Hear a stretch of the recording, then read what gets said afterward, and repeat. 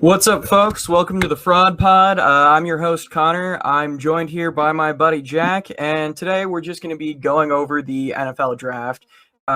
Jack, why don't you just introduce yourself and just explain your, love for the draft and why you're so knowledgeable on it? All right. Well, truth is, first off, everybody, I'm Jack. Met Connor probably, 2 or 3 draft cycles ago on Twitter, it feels like. We became enemies and then good friends. We talked the draft. And then enemies again. Yeah. And I'm a huge draft fan. It does. It happens. You know, we have our hard times, just like all good friends. But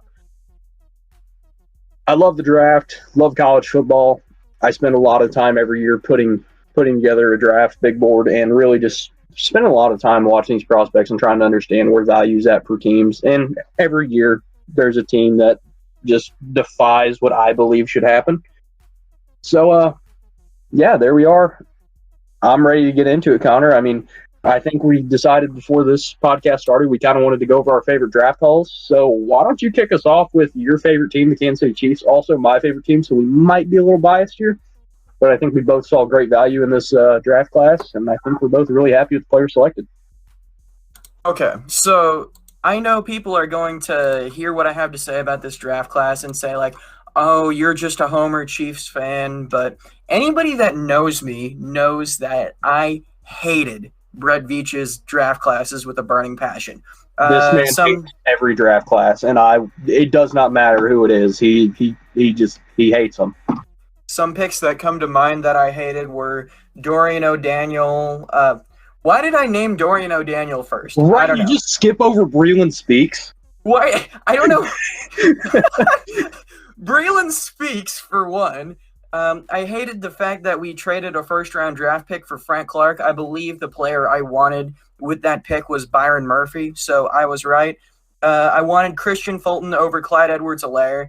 I can't remember who I wanted over Breeland Speaks, but I did not want Breeland Speaks. I thought McCole Hardman was a bad pick. I just don't like most of Brett Veach's draft classes. And last year, I was surprised with how much I liked it, even though I despised the Clyde Edwards-Helaire pick. I thought it was a stupid pick, but the rest of the draft I thought came out pretty well. And this one, I genuinely love. As Jack knows, typically what I do is I go through the board and I say who I would have taken instead of the players that were actually taken. In this draft, there's not a lot of that. I'm going to go ahead and just go down the list because I think we have a lot to say about every player. First player, round 2, pick 58, Nick Bolton, linebacker from Missouri. Now, I'm also a Missouri fan, and I watched this dude play every snap that he played at Missouri, and he's just an absolute game wrecker, dude. I've seen Twitter analytics nerds talk about, like, his coverage ability. I think one of the talking points was, like, the ability to flip his hips and stuff like that. But the dude is a monster, and he's a one-man wrecking crew. And anyone who watched a Missouri game last year knows how dominant of a player Nick Bolton can be. So even though I was hoping for Terrence Marshall with this pick, I think it's a home run hit. I told you as soon as the pick came out, I did not agree with the pick, and that is only because I think the Chiefs should have valued wide receivers so much higher, especially with the 2 players still on the board at that pick. But with that being said, Nick Bolton was my second linebacker on the board. A lot of people disagree with me for that. He was the guy behind Micah Parsons. He was just a thumper for being a 5'11 and 3/4 guy who is somehow rocked up to, I want to say, 235. Just an enforcer over the middle of the field. It's something beautiful to see, a really smart read and react kind of player. I could not hate that pick. As much as I believe that pick should have been De'Ami Brown or Terrace Marshall, the Kansas City Chiefs decided to stay almost in-house, just go out to Columbia and pick up a linebacker who, if not this year coming, in 2 years, is going to be one of those leaders on the defense in a type of like a Tyrann Mathieu type of situation, a guy who's going to be a leader of men. And I mean, what else can you say? You have to be excited. We saw what good linebackers can do in a game, especially like what we saw in the Super Bowl, what Tampa Bay was able to do to the Chiefs with their linebacking core. We're trying to build something like that here in Kansas City with guys like, well, now I think the group is Anthony Hitchens is the old guy of the group, and now we're putting Nick Bolton and Willie Gay in, and hopefully we can get rid of Nick, or I just said Nick Neiman, his brother who got drafted this year, Ben Neiman. Hopefully we can get him out of the rotation and have two young linebackers who are ready to just be dogs on the defense. Yeah, of course. I truly think that Nick Bolton has the potential to be the best linebacker in the league at some point in his career. We're probably going to want to try to go through the rest of the Chiefs draft relatively quickly because we're going to want to talk about everyone else's draft. But there's some really notable picks here. I have two players I really got to talk about. I'm a trench guy. And so Connor's a Mizzou fan, which great for him. He got Nick Bolton. I'm an OU fan. So when pick 63 come up and Creed Humphrey was on the board, there's that small part of me that's sitting there as a Chiefs fan and an OU fan saying, take Creed and just build the wall of Mahomes in front of this man. When that pick came across the board, I have never been so excited in my life. This offensive line did a complete 180 in the offseason. We're looking at arguably what could be one of the best offensive lines in football going into this next season. I think they're probably the deepest with a pick we'll name later, and on top of the fact that they brought in Orlando Brown, Joe Thuney, Kyle Long, Lucas Niang's back, LDT's back. They brought back Mike Remmers, who was a solid right tackle last year. They drafted Creed Humphrey. They signed Austin Blythe. No one's touching Mahomes. No, like they saw Mahomes get beat up one game and said never again, and that's kind of the thing that I'm really glad about. We're not trying to pull a Seattle Seahawks situation with Russell Wilson where it's, okay, yeah, we'll give you a 6th-round pick to try to protect you, and we're also not going to spend any money. No, Kansas City saw the issue, said, hey, Patrick Mahomes has better receivers when Patrick Mahomes has time for his receivers to run around and get open because he's going to make the throws. We don't need top-tier wide receivers. We just need to give Pat time for things to develop, and he's going to expose defenses. If you can just keep Mahomes on his feet, I mean, shit, just keep him parallel to the ground, and you saw what he could do with his arm. All right, the next pick was pick 144, Josh Kando out of Florida State. This is the one pick in the draft that I didn't cheer when it happened. I was actually pretty pissed when this pick happened. To me, he's just like a lottery ticket, which is how you describe a lot of day 3 guys, but there are some guys I felt a lot better about. To me, Josh Kando is either going to come in and get cut in a few years or come in and be a solid rotational player like Tano Passanio. I'm really not excited about this. Yeah, and I mean, my thing about I also stood there with you. I was not a huge Kando guy, but I do understand the pick. I see what the upside is with him if he can remain healthy and continue to develop. He is definitely has the athleticism and just the raw physical tools to become a top flight edge rusher. Do I think he's ever going to hit, that top tier of like say a JPP or just some of those guys who are just real physical, technical monsters? No, I don't see that. But I do see him being a guy who can come in and maybe in 2-3 years, he's giving you solid rotational depth off the edge. Which, is that what you want around for? No, but when I look back at the draft and I kind of look at the players that were available there, the players that I would have taken there would have changed the rest of the picks in the draft, and I'm really happy with the rest of the haul. I mean, really the only guy I would have taken in that 4th-round spot where they took Kando was Brevin Jordan, but I'm really happy with Nick Gray. Did I just lose my train of thought? No, I'm really happy with Gray. Noah Gray. I knew it was an N, I just couldn't think of what name.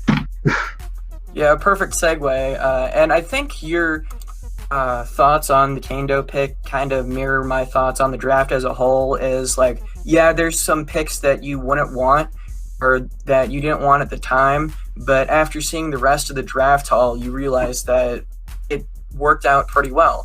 And Noah Gray is definitely one of those picks. I'm a very vocal Nick Kaiser critic. I have called him a lot of things, none of which are nice. And he is just terrible. And I really wanted a second tight end to just give Mahomes another target at some point because I hated the receivers, the receiving depth chart outside of Tyreek Hill going into the draft after the loss of Sammy Watkins. And I figured like a tight end like a Brevin Jordan on day 3 would be a nice value pickup if you can't get a receiver you want day 1 or 2, and that turns out to be exactly what happened.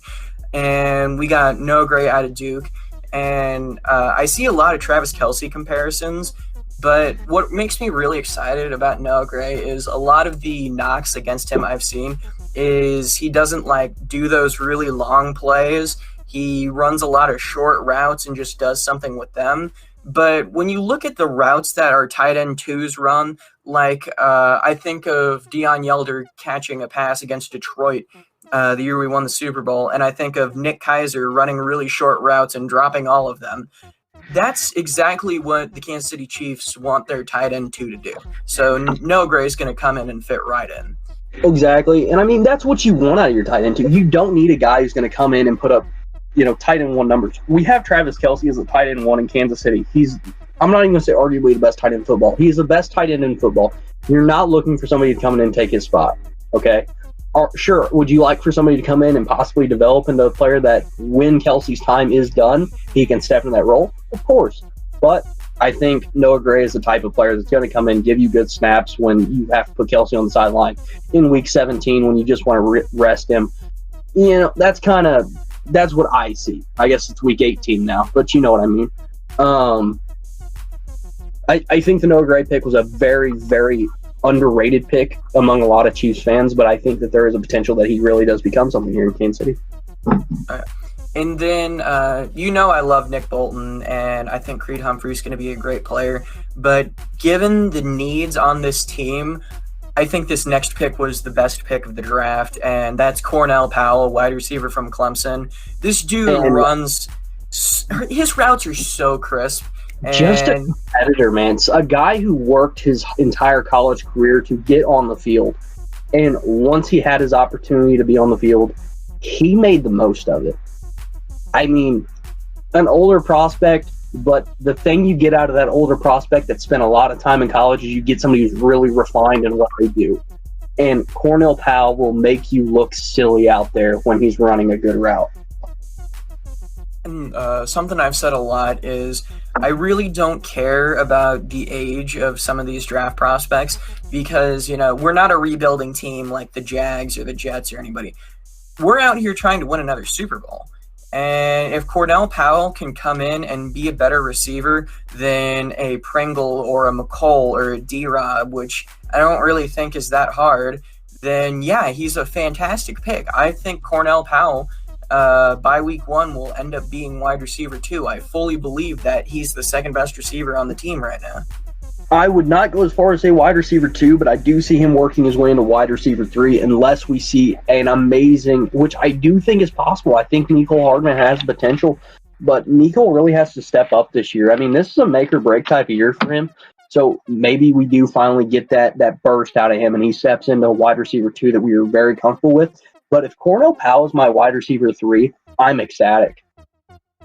Oh, yeah, he's a fantastic player. Now, can we get into arguably the best value pick in this draft? Oh, 100%. Ladies and gentlemen, that is offensive guard Trey Smith out of Tennessee. Now, the first thing I think of when I think of Trey Smith is just an angry Rottweiler that's going to put you against the fence and hold you there. The man plays so heavy and so aggressive on the line. He's a mauler, and he's going to be a lot of fun if he hits. If he is able to stay healthy and avoid the health issues that he had while at Tennessee, which the good thing about his health issues at Tennessee, and I don't want to say it's a good thing, but it wasn't that, he couldn't stay healthy. It wasn't, soft tissue issues. It was something going on in his body that he has no control over, and that really, if doctors have it under control, you're going to be looking at a 15-year starter in the NFL at the guard position, and I am talking a top-tier type of talent. Absolute worst case scenario, I think Trey Smith is a solid depth piece. And in the 6th round, when long snappers were taken before him, I think that's a good pick. The dude has a ton of talent. I was watching the draft on my TV, and I saw us come up on the ticker, and I'm sitting there going, Dylan Moses, Paris Ford, Trey Smith, over and over and over again in my head. And then when I see the ticker come up that it's Trey Smith, I jumped off my couch. I was so happy. I mean, I can't even talk about how many times I had mocked Trey Smith to the Chiefs in the 3rd or 4th round before we had picked up Orlando Brown. And then to add him in the 6th, that's the steal of the draft in my eyes, and I am very happy with everything the Chiefs were able to accomplish in this draft. Yeah, we've sent probably, I don't know, tens of mock drafts to each other during this draft process. That's on the bottom number. Tens, probably hundreds. I don't know about that, but I think every player we ended up drafting, except for Josh Kando, I mocked to us at one point or another, which is kind of cool, I think. It's good to see that you kind of understand what your team is looking for in players. And I think that is really that shows how much time that we spend watching this team and trying to understand what they need. Now, I think we all mocked the wide receiver a little bit earlier, and normally when we mocked Cornell Powell, that was kind of when we did have, I think, 8 or 9 picks in the draft. And we were just looking for that place filler late where we saw depth and we saw good value, which that's nothing wrong with drafting Powell there. But I'm very happy that we were able to predict, 5 out of the 6 players isn't a bad problem at all. I did have that number right? Yeah. I remember Brett Veach made some comment about the first 2 picks that was like Nick Bolton and Creed Humphrey were just too good of players to pass up at those positions. So maybe like the original plan was to get a receiver at one of those picks, but the board just kind of fell, so we ended up with 2 great players. And after day 2, I felt really weird complaining about getting 2 great players, but we just needed a receiver that bad. Yeah, and I mean, that was my thing, is I was really hoping that a guy like Tylan Wallace would be there, middle of the 3rd, and the Chiefs would decide to trade up for him. I was a big Tylan Wallace guy. I love watching Big 12 football, so watching him at Oklahoma State when he was healthy, he was a really fun player. But that being said, I think we've really just I don't want to beat a dead horse for the Chiefs. I think we're both very happy with their draft, and I give them an A. I'm not going to give them an A+ just because of the Kano pick, but I do see the potential there. But a draft that really, really kind of brought a smile to my face as I watch it, and this team continues to draft year after year, and just I think that they're arguably the best drafting team in the league right now.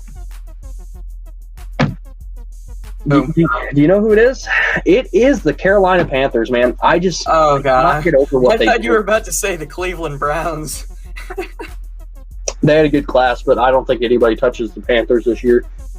Now, a lot of people did not see him going J.C. Horn at 8. I mean, I think a lot of people saw him going corner, but I don't think everybody was sold it was going to be Horn over Surtain. And then especially when Justin Fields is sitting there, I think there's questions of should they have taken Fields? If he's not your guy, he's not your guy. You don't take him. J.C. Horn at 8 for that defense with such a young secondary core of players with Jeremy Chin, the kid they drafted out of LSU a few years back. I know you liked him a lot. His name is slipping me right now. He plays corner, smaller guy, real fast. Oh, Dante Jackson. Now we add J.C. Horn in the mix. We have Brian Burns coming off the edge, Derek Brown in the middle of that defensive line. This team is fun on defense. And then they come out in the second round. Championships. Yeah, and I mean, they come out in the second round and they say, okay, we have Sam Darnold. We have good weapons as it is. I mean, Christian McCaffrey, DJ Moore, they got some fun pieces there. But they say that's not it. They see Terrace Marshall sitting at the board at 59 and say that's the guy we need. Just a deep threat down the field, somebody that can probably help Sam get better. Because let's be real, Sam's issue probably is not his talent as much as it was what Adam Gase did not put around him while he was in New York. I guarantee you Joe Brady was the one that made that pick. Without a doubt. I mean, Joe Brady knows him so well. I cannot argue with that pick one bit. I think Terrace Marshall there is great value. Like I said, I wanted the Chiefs to take him a pick prior, a pick 58. But if Nick Bolton is a constellation prize to Terrace Marshall, I'm pretty happy with it. Anyone else in the Panthers draft that really stands out to you? There's four. I'm going to hit these really quick so we can get through here. Brady Christensen, BYU offensive tackle. Fun player. Really liked him out of BYU. I think he has a lot of, I don't think his upside's really high, but I think there's a real high floor, and that's what you're looking for there. Second player, Tommy Trimble, tight end out of Notre Dame. Fun weapon, and I think that he could and has the potential to become one of the best tight ends in the league. I know that he didn't put a lot on tape at Notre Dame outside of blocking, but a lot of talent there. The last two players, I pick number 166. They get Keith Taylor, corner out of Washington. You want to talk about a guy that competes. Every down, he plays like he has a chip on his shoulder, and I love seeing that. I think he's going to go well with Dante Jackson, J.C. Horn, Jeremy Chin. I think he's going to fit right in there. And then at pick number 193, they end up taking guard from Alabama, Deontay Brown. Just put a brick house in the middle of the offensive line and eat him next to Brady Christensen. If Deontay Brown can find a way on the field, it's going to be a fun duo on the right side of that offensive line. I'm surprised you didn't mention Thomas Fletcher. Long snappers, just not a position I have a lot of value in, and I don't spend a lot of time scouting them. I know it's a I need to respect the long snappers. He was the long snapper of the year. You know what? LSM, long snappers matter. I'm sorry. Do you think they even judge the long snappers for the long snapper of the year award, or did they just go, "Oh, he's the long snapper at Bama. He must be the best." He won a championship. He's got a ring. That's all that matters. They snap the ball. They punt the ball 4 times a year. I mean, he's got to be good. He gets a lot. He doesn't get much practice. So if he's starting, he must be good. You know who's another draft that I really liked? Who's that? I really like what the Lions ended up doing. Dude, they took some of my number one players up the board at a couple different positions. And I think that that's what that front office needed to do. Just take good players. And they did that. Number one is obviously Penei Sewell. You get a potential generational tackle who was compared to Anthony Munoz. Is Jared Goff the guy in Detroit? Probably not, but a left tackle a left tackle isn't really going to screw up your rebuild or anything. He's going to come in and he's going to play. That puts you ahead. I mean, you can bring in a rookie quarterback and know that you're going to have maybe not a veteran, but at least a seasoned left tackle that's young right there in front of him.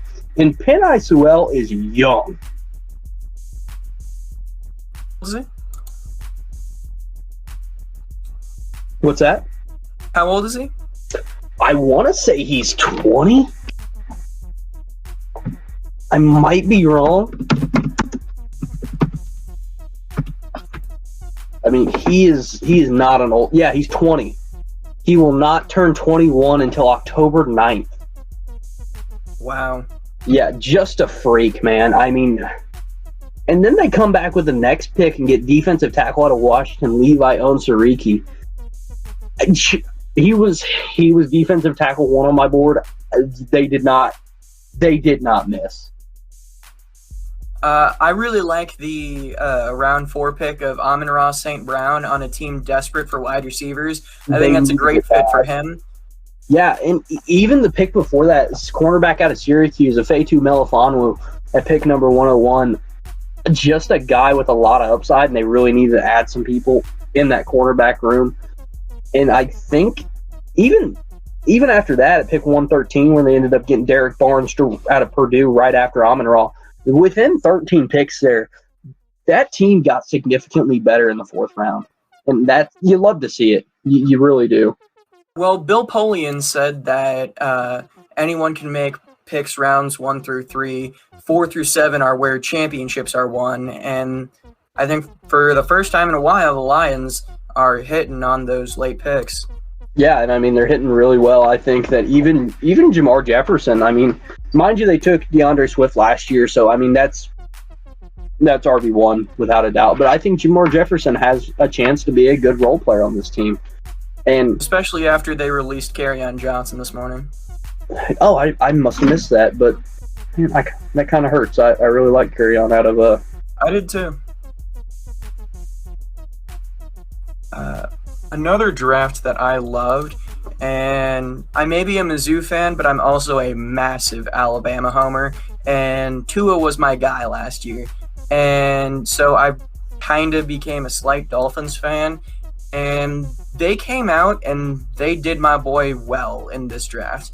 Round 1, pick 6, Jalen Waddle. I know you're a big Chase guy, but I love Jalen Waddle, and I'm a big fan of seeing college teammates be reunited at the NFL level.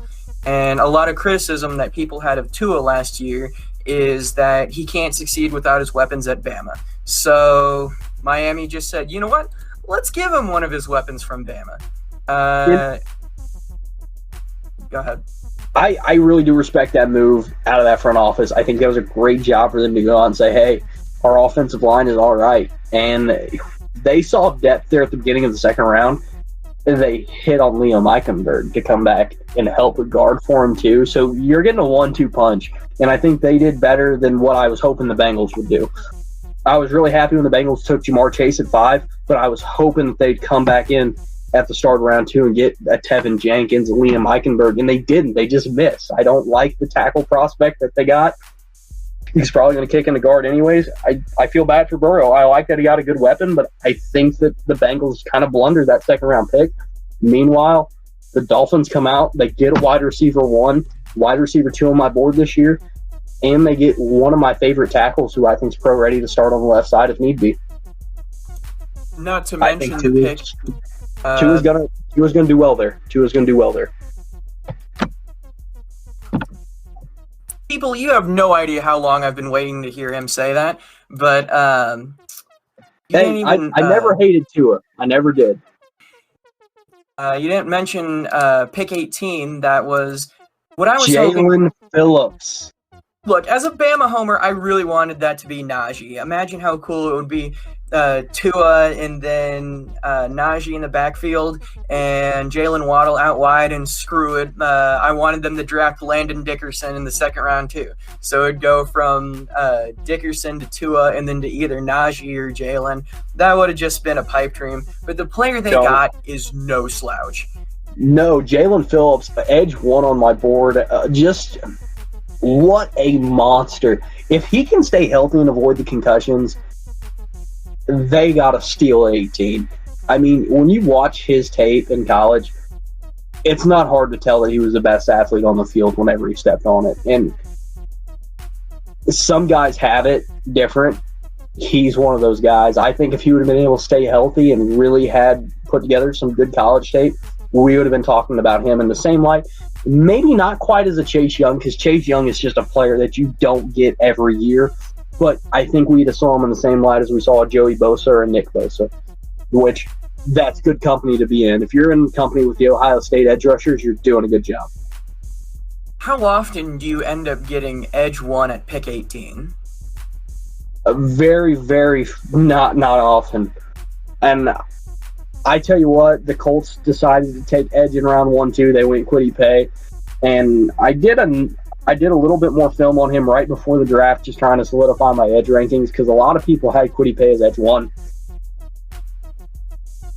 Kwity Paye is not going to be good in the NFL. Hold me to it. I might be wrong. Jalen Phillips is going to be the best edge out of this class, and if it's not him, it's going to be Jason Owe that went to the Baltimore pick 31. You know, the Colts GM, Chris Ballard, used to be in the Chiefs front office. And in light of how the Chiefs and Colts have built their rosters in the past however many years since they each took over their respective franchises, I had been wishing that we got Chris Ballard instead of Brett Veach. This draft, just the Colts draft compared to our draft, you're going to be shocked to hear me say this. I'm happy that we had Veach instead of Ballard. This Colts draft is not great. No. I rank this draft very low for the Colts, and it pains me to say that because they came onto the board with picks at times where there were so many good players available, and they missed so often. Like at pick 54, they could have added a wide receiver that could have came in and helped Carson Wentz, or an offensive lineman that they so desperately needed. I mean, they're interviewing Eric Fisher this week. That's not a good sign. You're leaving the draft when you were on the board with top tackles available in Tevin Jenkins, Leon Eichenberg, and that's what you're going to do is you're going to take Kwity Paye, defensive end at 21. Okay, fine, even if that's your guy. Why are you coming back at pick 54 and taking another edge?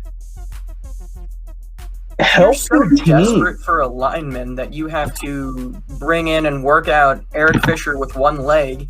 You take one in the draft. I'm going to go ahead and see if there were any tackles available when the Colts made that pick. At 54? Yeah. I think they missed out on the tackles there, but they had capital that if they wanted to, they could have moved up. Yeah, Dylan Radones went to the Titans a pick before they picked. So that's probably just a panic move if we're being real. Yeah, I don't see why Deo was the pick there. Like I said, I'm not a Kwity Paye guy. I like his story. I think he's a good guy, but he's not a player I like. The Colts really blundered this, and NFL.com gives them a B+. I don't see it. Maybe I'm wrong, but I don't see it. This class does not. It doesn't bring me any kind of satisfaction when I look at the picks. Yeah, which is so weird to say because the Colts have been such a good drafting team these past few years. Yeah, I mean, if their players would be healthy, I mean, I can't look at that class and say that they did a good job. You know, it's hard for me to do. Yeah. But a draft that really stands out to me and that I was hoping and praying would go this way is the evil empire, the New England Patriots, took my boy Mac Jones at pick 15. And I know you're not a Mac guy, but to me, Mac Jones fell in the perfect situation for him. And I agree with you there. If Mac Jones was going to do anything anywhere, it was going to be right there in New England. The only other team that I think could have even done something decent with him would have been the Niners, but that would have been such a reach in the first round. Get Trey Lance, a guy with more upside, more athletic ability. But no, I like what New England did across the board, really. I think Mac Jones is a good pick. I think getting Christian Barmore out of Alabama, another good pick on their interior defensive line, coming back and taking two Oklahoma players back-to-back, and Ronnie Perkins, a guy that some people say is a little undersized to play the edge. But Belichick calling the plays, he's going to put him in places to succeed. I really like Cameron McGrone, the linebacker out of Michigan. They took a 177. I think he's a really high upside player. And Joshua Bledsoe, one of my favorite safeties in this class, a guy that you can stick on a tight end and say, hey, one-on-one in the rest of the game and don't let him do anything. And Bledsoe can make it happen. And that's what Bill Belichick does with a lot of his players. You know, basically his game plan for Gilly is take that guy out of the game. And with a guy like Bledsoe, he now has somebody who can hang in there with guys like Kelsey or Pitts or Waller. Yeah, I mean, you love to see it. You really do like when I love seeing Bill Belichick get good players on defense, and because you know he's going to get the best out of them. Now, I don't want to spend a lot of time on the Patriots. We've spent 20 years on them at this point. Can we talk about a team that absolutely fumbled the draft? Well, there's two of them, but I'm gonna start with the first one. Seattle. Who are you thinking? What are you doing? Okay, what are you doing? I watched the draft with two Seahawks fans, and they were getting pissed off because I think Pete Carroll posted a picture of like him and the GM on a boat just hanging out during the draft. And I was at my buddy who's a Seahawks fan's house when the Dwayne Eskridge pick came in. And at the time, they're kind of Chiefs fans too. And we were just hoping for receivers to fall to Kansas City. But we ended up being very happy with the Nick Bolton pick, just for clarification. But they were so pissed when the Dwayne Eskridge pick came along. Like, the way they looked just slumped down in their living room, you would have thought that someone told them their dad just died or something. They were so depressed when this pick came in. I mean, just absolutely awful. When you look at the players on the board, man, you had one of the better deep threats in the draft. I mean, here's my thing. I understand that Seattle thinks that they can be in a win now window, but they're not. Okay? Your offensive line is atrocious, and you have been letting Russell Wilson get just pushed around for how many seasons now? And you spend one pick on your offensive line at 208. Mind you, it's Stone Forsythe, who I like as a player, but that's not enough. You had 3 picks. You take a 24-year-old wide receiver out of Western Michigan with your first pick, when a guy like De'Ami Brown out of North Carolina, who I believe is 21 years old and one of the best deep threats in this draft class, is available. Terrace Marshall was available, a big guy who fits what you want to do. Why are you even drafting wide receiver? You have DK Metcalf and Tyler Lockett. Find a 3, 4, and 5. Does not matter who they are. Hell, just bring Golden Tate back. That's exactly. It's this class makes no sense to me. I mean, you have thrown away everything to go get Jamal Adams, who has done. Yeah, he's a great player, but was it worth it? Why are you spending 2 first-round picks on a safety? They also traded the rest of this draft class for Carlos Dunlap, who was very productive for them last year, and Gabe Jackson, who's yet to see the field. I will say, though, yeah, they really botched the Eskridge pick, but I liked the Trey Brown pick from Oklahoma. I watched some film with my friends because they were really interested in this guy, and I know they're very happy with him, and I heard he's a Seahawks fan too, so it's kind of nice to see someone go to the team they grew up rooting for. And as especially an OG fan, I like that pick. It's a good player for certain. Yeah, especially with a team that just lost Shaquille Griffin and still employs Trey Flowers. Addressing corner was a big need, though I still hope that Richard Sherman goes home. Yeah, I don't see Sherman returning. I think that Seattle is not doing enough to even warrant him wanting to go back there. He wants to win a ring again, and let's be real, Seattle's nowhere near. Kansas City, here they come. Yeah, I mean, and then another team that I think absolutely fumbled this draft, New Orleans. God, how do you screw up that bad? What are you doing? Okay, let's see. Peyton Turner. Good player, but not there. No, they needed a corner bad. And they waited too long and let all the good ones go off the board.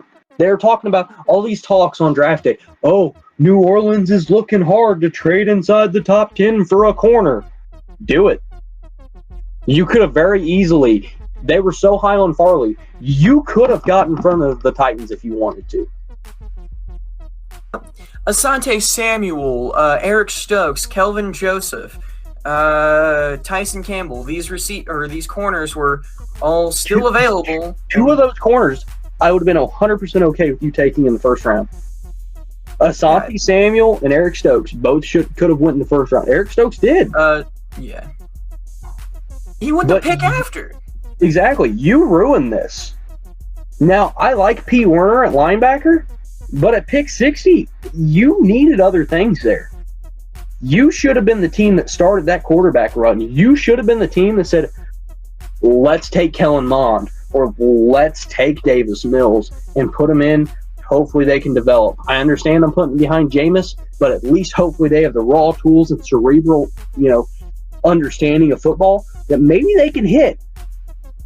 Paulson Adebo, good player. That is a spot I like him at. I like him at 76, but you've already ruined your draft. I mean, Ian Book in the 4th round. Why?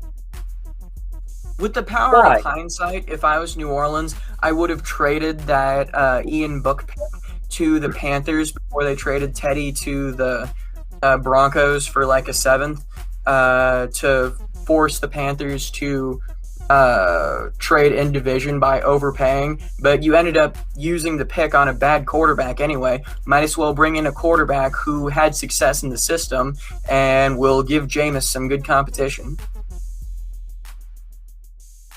Yeah, I mean, it's just Ian Book was not the pick. Ian Book's not your quarterback of the future. I'm very disappointed with what New Orleans did. The only pick that was worse than New Orleans for first pick for the first pick of any team's draft is what the Rams did when they took 155-pound Tutu Atwell. That was god-awful. The Rams were a team I was hoping that would come out and have a good draft, but I guess Sean McVay enjoyed his beach house a little too much. Yeah, I'm so irritated with that draft. That's another one that really just irritates me. I think a lot of teams did very good. The Bears are a team that I'm really happy with what they did, but then there's other teams that make me just question how some of these front offices have jobs. Can we just take a moment and congratulate the Bears fans on, for the first time ever, having a legitimate franchise quarterback? Yeah, I mean, what a good job they did. Honestly, like, could they have done better? They come out and get Justin Fields at round 1, pick 11, trading their first-round pick next year in a Patrick Mahomes-style trade-up move, and no one questioned it at all. Like, I feel like a lot of people actually underrated to this trade-up. It wasn't deemed like this huge thing, but it was a fantastic pick. They finally got their quarterback. If you ask Bears fans who their best quarterback ever is, they say Jay Cutler. No, it's not Jay Cutler. His name escapes me. Sid Luckman. Yeah. He played in the 40s. And then it's Jay Cutler. You know, the only player that most of them actually know. And then I think Jim McMahon's up there too. Yeah, I'm really happy with what the Bears did. They did draft one player I'm not 100% familiar with. You probably know him better than I do. I love their first pick when they went Justin Fields. You cannot beat that. They come back in the second round and get one of my highest graded offensive tackles out of Oklahoma State in Tevin Jenkins at 39. That's one of the best value picks in the draft, I think. But Larry Borum, Missouri, offensive tackle Missouri, what do you know about him? Is there anything you can enlighten me about on him? I mean, to me, Larry Borum never really stood out like, holy crap, this offensive tackle we have is so amazing. But they have him listed as guard. He's just a big boy. They're probably going to kick in at guard, and he's solid. He's pretty good, but he's not like a... So he's one of the player that's going to kick inside and really just be... Yeah.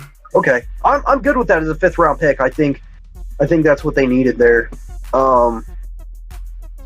They have another two picks that I really like. I really like Daz Newsome, especially where they got him. And I also like Thomas Graham Jr., cornerback out of Oregon. I think those are two good picks. Not huge on Khalil Herbert or Tonga, defensive tackle, BYU. But other than that, I think they really did a good job in this draft class. The Bears, good job by them. I'm glad to see that Ryan Pace finally decided to draft good players. Yeah, and they're drafting for jobs there in Chicago. We're kind of running short on time here, but a draft I still want to mention is the Houston Texans. They spent their first pick on a quarterback, and it wasn't one of the good ones. So, at first, I said, okay, good pick. I rescind that. Here's the thing. You have a first-round pick next year. You're going to be a very bad team next year because I don't think Deshaun Watson puts on a Houston Texans jersey next year. I might be wrong. I hope I'm wrong. But even if he does, he doesn't want to be there. Now, I don't know if he has the kind of leverage that he had prior to everything that's happened recently that he can get out of there, and he may have to stay pat. But why are you taking a quarterback here? Just commit to being a bad team and draft a quarterback high next year. Now, mind you, I don't like the quarterback class next year nearly as much. I mean, your top player right now is between Keaton Slovis, Sam Howell, and Spencer Rattler, and I'm an OU fan and don't even like Spencer. I hope Brock Purdy has a good year and he becomes QB1, but that's probably hopeful thinking. That's one thing I'd like to say right here since we are recording this. We've talked before about Brock Purdy, and we both believe that Brock Purdy could have a very good season and shoot up the board. Like I compared what I hope Brock Purdy to do to what Joe Burrow did at LSU and what Mac Jones did in their last years in college, respectively. So, yeah, you heard it here first, folks. Brock Purdy is going to have a great season and shoot up the draft boards. If we're wrong, no harm, no foul. If we're right, you heard it here first. Yep. Come back here and remember that we were both Brock Purdy guys. But I like their next two picks that they had. I like Nico Collins where they got him, and I like Brevin Jordan where they got him. But they could have done better than Davis Mills at 67. There were still very good players on the board, and I think they reached. Oh, yeah, 100%. Especially when it's your first pick. Like, you don't want to spend your first pick on a quarterback if he's not going to be your franchise guy. Exactly. I mean, you traded away everything and put yourself in a position that you were going to only have a third-round pick. What are you doing? Exactly. I just expect better out of players, out of teams when they do stuff like that. And maybe we're both wrong. Maybe Davis Mills turns out to be something special, but I wouldn't be surprised if he becomes a giant flop. One thing I will say, though, is there's like this weird Tyrod Taylor effect. Tyrod Taylor was a Bill. They brought in Josh Allen. Josh Allen has been very good. Then he was a Brown. They drafted Baker Mayfield. Baker Mayfield has been a really good quarterback for the Browns. I think I see where you're going with this. Justin Herbert was drafted behind Tyrod Taylor. Herbert deflated his lung. Yeah, Justin Herbert has been a tad overrated, but he's still been a good quarterback. Maybe Davis Mills will be a good quarterback. So what you're saying is where Tyrod Taylor, good quarterbacks follow. Pretty much. Yeah, I'll buy it. All right. We're about at like 45 minutes, which I think is a good place to stop it for now. We can always come back, but I felt like we said a lot of really interesting things about the draft.